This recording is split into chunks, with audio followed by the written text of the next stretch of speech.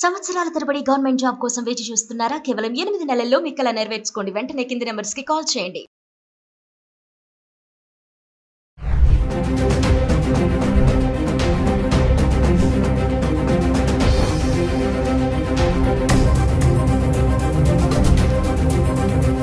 Hello viewers, welcome back to Suman TV. ప్రస్తుతం మనతో పాటు ఉన్నారు the great grand son freedom fighter Kanneganti Hanumantharao గారు. పిహెచ్డి ఇన్ అమెరికన్ స్టడీస్, అమెరికాలో ఉన్నటువంటి 18 యూనివర్సిటీస్లో ఎక్స్పర్టీస్, అంతేకాకుండా centre for human security studies founder and executive director Kanneganti Ramesh Babu గారు ఉన్నారు. సార్తో మాట్లాడదాం. నమస్తే సార్. సార్, విజిటింగ్ వీసా పైన వెళ్ళే పేరెంట్స్కి ఒకసారి తీసుకోవాల్సిన జాగ్రత్తలు అంటే ఇంటర్వ్యూలో వాళ్ళని ఎలాంటి క్వశ్చన్స్ అడుగుతారు? మరి చాలామంది అంటున్నారు ఇంగ్లీష్లోనే ఉంటుంది అనేసి కమ్యూనికేషన్. మరి అందరికీ ఇంగ్లీష్ రాదు కదా, విలేజెస్లో ఉన్న వాళ్ళ పేరెంట్స్ సంగతి ఏంటి? ఒక్కసారి దాని గురించి మాట్లాడుకుంటాం. అమెరికాలో ఒక మోర్ దాన్ 5.5 మిలియన్స్ అంటే ఒక 55 లక్షల మంది భారతీయులు ఉన్నారు. More than 5.5 millions. 1 మిలియన్ అంటే 10 lakhs, 10 లక్షలు. 55 లక్షల్లో మన ఆంధ్ర తెలంగాణ రాష్ట్రానికి సంబంధించిన వాళ్ళు సగము అని కొద్దిగా పైగా ఉన్నా ఆశ్చర్యపోవద్దు. సో ఇలాంటి తరుణంలో ఆంధ్ర తెలంగాణ రాష్ట్రాల నుంచి ఎంతోమంది ఉన్నత విద్యను అభ్యసించి H1B వీసాలు కానీ, టూరిస్ట్ వీసాలు కానీ, విజిటింగ్ వీసాలు B1 B2 కానీ ఇలాంటి తీసుకొని అమెరికా వెళ్తూ ఉంటారు. మరి అమెరికాలో ఉన్న కొడుకుని కూతుర్ని చూస్తానికి, లేకపోతే అమ్మాయి ఏదన్నా డెలివరీకి వెళ్తే హెల్ప్ చేయడానికి గ్రాండ్ పేరెంట్స్ కూడా వెళ్తూ ఉంటారు. చాలామందికి మరి ఆంగ్ల భాషలో పట్టుండదు. హైదరాబాద్ వచ్చి US కాన్సుల్ జనరల్ ఫైనాన్షియల్ డిస్ట్రిక్ట్లో కానీ లేకపోతే వేరే కాన్సులేట్స్లో కానీ వెళ్ళి మరి వీసా ఆఫీసర్ ముందర నుంచున్నప్పుడు మరి ఇంగ్లీష్ రాదు కదా, ఎలా తప్పులో అని మాట్లాడితే వీసా రిజెక్ట్ అయ్యే అవకాశం ఉంది. కాబట్టి ఏంటి అనేది మీ ప్రశ్న. చాలా మీనింగ్ఫుల్, చాలా అర్థవంతమైన ప్రశ్న అండి. దానికి ఏం చేశారంటే సౌలభ్యం కోసం మీరు ముందరగానే ఒక ట్రాన్స్లేటర్ని US వీసా ఆఫీసర్స్తో ముందరగానే కమ్యూనికేట్ చేసి, ఓకే, బై ఈమెయిల్ అయితే ఈమెయిల్, బై అప్లికేషన్లోనే do you need any translator అనేది ఉంటే yes we need a translator అనేది స్పష్టంగా రాయగలిగితే మాకు ఆంగ్ల భాషను తెలుగులో చెప్పడం, తెలుగు భాషను ఆంగ్లంలో చెప్పడానికి, తర్జుమా చేయడానికి మాకు ఒకళ్ళు కావాలి అని అడిగితే US కాన్సులేటే ప్రొవైడ్ చేస్తుంది. నెంబర్ 1. లేదా చాలా వీసాలకు సంబంధించి చాలా క్యూస్ ఉంటాయి, లైన్స్ US కాన్సులేట్లో. ఎవరైతే ట్రాన్స్లేటర్స్ అవైలబుల్ ఉన్నారో మనం మొదలుగానే రిక్వెస్ట్ చేస్తే ఆ క్యూలోకి పంపించే అవకాశం ఉంది. రెండోది. మూడోది, మనం కూడా మన పేరెంట్స్కి మాట్లాడేది 4 మాటలైనా ఖచ్చితంగా మాట్లాడటానికి ముందలుగానే మనము ప్రిపేర్ చేయాలి. మానసికంగా మన తల్లిదండ్రులను కానీ మన బంధువుల్ని కానీ ఎవరైతే అమెరికా వద్దాం అనుకుంటున్నారో మనకు హెల్ప్ చేయడానికి వాళ్ళని ముందలుగానే మానసికంగా సంసిద్ధం చేయాలి. ఎలా అంటే, ఎక్కడికి వెళ్తున్నావు? నేను పలానా మా అమ్మాయి దగ్గరికి లేకపోతే మా అబ్బాయి దగ్గరికి వెళ్తున్నాను. ఎన్నాళ్ళు ఉంటారు?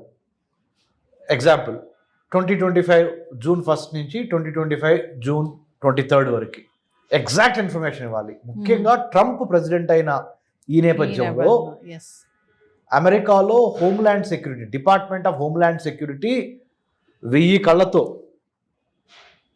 ఎక్కువ మందికి వీసాలు ఇద్దాము అని చూస్తాం పోయి ఎంతమందికి వీసాలు తిరస్కరిద్దాము అనే ఒక యాటిట్యూడ్ ఉన్న ఈ రోజుల్లో, అంటే ఇప్పుడు ప్రస్తుతానికి ఉన్న పరిస్థితులు మారుతాయి కానీ ప్రస్తుతానికి ఉన్న పరిస్థితుల్లో ఖచ్చితంగా నిజాయితీగా, నిబ్బరంగా, ధైర్యంగా సమాధానం చెప్పటం రావాలి.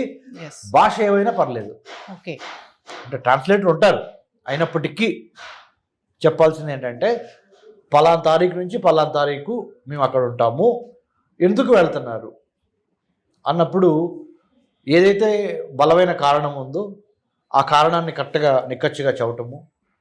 ఇదివరకిట్లాగా ఒక వీసా తీసుకొని ఇంకో పని మీద వెళ్ళి మనసులో ఒకటి పెట్టుకొని బయట వీసా ఆఫీసర్కి ఒకటి చెప్పి ఎలాగోలా సముద్రాలు దాటేసి అమెరికాలో అడుగు పెడదాం అనే ఆ ట్రెండ్ ఏదైతే ఉందో ఆ వరవడికి ఇప్పుడు ఒక ఫుల్ స్టాప్ పడింది.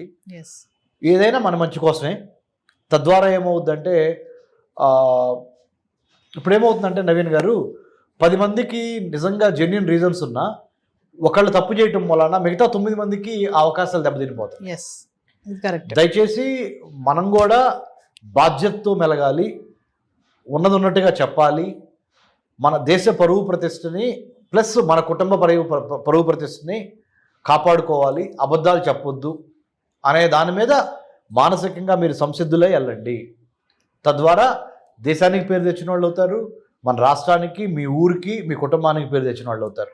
అంటే ఇప్పుడు ఉన్నటువంటి పరిస్థితిలో వీసాస్ అన్ని కూడా కొంచెం స్ట్రిక్ట్ అయిపోయాయని అనుకోవచ్చు. చాలా స్ట్రిక్ట్ అయింది, కొద్దిగా కదండి, చాలా స్ట్రిక్ట్ అయినాయి. ప్రేక్షకులకి నేను చెప్పేది ఏంటంటే, ఎవరైతే చూస్తున్నారో ఈ ప్రోగ్రాము, ట్రంప్ ప్రవేశపెట్టిన స్ట్రిక్ట్ పాలసీస్ ఏవైతే ఉన్నాయో ఇప్పుడు, ఏది ఇమిగ్రేషన్ కానీ, హైర్ ఎడ్యుకేషన్ కానీ, H1B వీసాలు, లేకపోతే జాబ్స్ గురించి కానీ, ఇవి అమెరికా మిత్రపక్షాలతో పాటు ఆర్థికంగా ఎదుగుతున్న మిగతా చాలా countries, UK, Australia, Japan, South Korea, Canada, France, Germany, ఇలా ఇటలీ, ఈ చాలా దేశాలు ఈ విధానాన్ని ప్రవేశపెట్టబోతున్నాయి. లోకలైజేషన్, ఫస్ట్ లోకల్స్కి, స్థానికులకి ఎక్కువ విద్యా, వైద్యం, ఆరోగ్యం, ఉపాధిలో ఎక్కువ స్థానికులకు అవకాశం ఇచ్చి, వేరే దేశాల నుంచి వచ్చి అమెరికాలో స్థిరపడిన వాళ్ళకి సెకండ్ ప్లేసు, థర్డ్ ప్లేసు, 2వ ప్లేసు, 3వ ప్లేసు ఇవ్వాలనేది అఫీషియల్గా అన్డిక్లేర్డ్, అంటే అసలు డిక్లేర్ చేయకుండానే డిక్లేర్ చేయబడిన పాలసీ విధానం అయిపోయింది. కాబట్టి ఉన్నంతలో సాధ్యమైనంత వరకు నీతి నిజాయితీగా సమాధానాలు చెప్పి, తెలుగులో అయినా ఇంగ్లీష్లో అయినా, భాష ఏదైనా, మీరు ఇచ్చే ఇన్ఫర్మేషన్, సమాచారము ఖచ్చితంగా కాన్ఫిడెంట్గా పొలైట్గా ఇవ్వండి. ఈ ఇచ్చే పరిణామ క్రమంలో మీ తల్లిదండ్రుల్ని కానీ, మీ డిపెండెంట్స్, మీ మీద ఆధారపడి అమెరికా వద్దాం అనుకుంటున్న వాళ్ళు కింద ప్రిపేర్ చేయండి. ఆ విధంగా మానసికంగా ప్రిపేర్ చేయండి, హోంవర్క్ చేయండి. Plan, prepare, perspire and inspire. అంటే ముఖ్యంగా చక్కగా ప్రణాళిక వేయండి. ఇంట్లో కూర్చోబెట్టి హోమ్ ట్యూషన్ లాగా చెప్పండి పేరెంట్స్కి, అమ్మ ఇట్లా వీసా ఆఫీసర్ అడుగుతారు, నువ్వు ఇట్లా చెప్పు, ఉన్నది ఉన్నట్టు చెప్పాలి. ఎందుకంటే డాక్యుమెంట్స్ మ్యాచ్ కాలేదు, చెప్పేదానికి డాక్యుమెంట్స్ మీద ఉన్నదానికి తేడా ఉందనుకోండి, సారీ. కాబట్టి మంచి మెలకువలతో ఉండండి. అద్భుతంగా మీకు వీసాలు వస్తే భయపడొద్దు. మీకు ఎటువంటి సందేహాలున్నా డాక్టర్ రమేష్ కన్నగంటి నేనున్నాను, మీకు సహాయం చేస్తాను. I did my PhD in American studies. America చాలాసార్లు వెళ్ళొచ్చి అమెరికన్ అధికారులతో కూడా చాలా యూనివర్సిటీస్లో పనిచేయడం మూలన మాకు కొంత అనుభవం ఉంది. అనుభవాన్ని మీకు షేర్ చేస్తాను. Thank you sir. Thank you Nagendra గారు.